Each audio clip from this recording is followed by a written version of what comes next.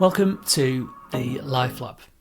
If you're new here, then just to let you know that every week in the Life Lab we take a powerful idea about mindset, maybe resilience, leadership, and we break it down into real world actions.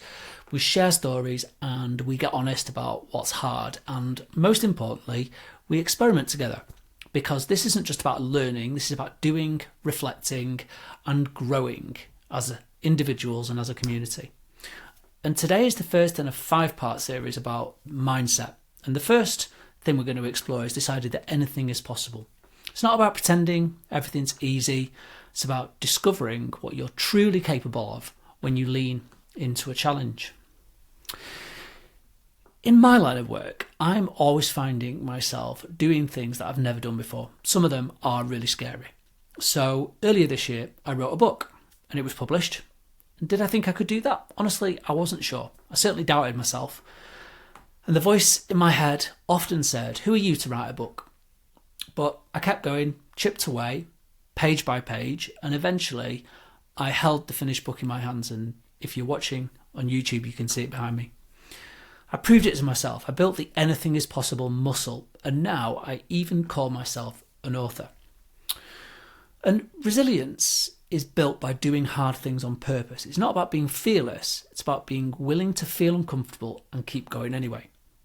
And every time you step into the unknown, you're strengthening your capacity to adapt, to learn and to grow. So a few tools. Firstly, pick a challenge that feels just out of reach. So maybe you've always wanted to lead a meeting but worried you stumble. Or perhaps you want to sign up for a 10k run even though you're not sure you're ready. Or it could be as simple as volunteering to present a new idea at work, or finally tackling a project that you've been putting off for a while.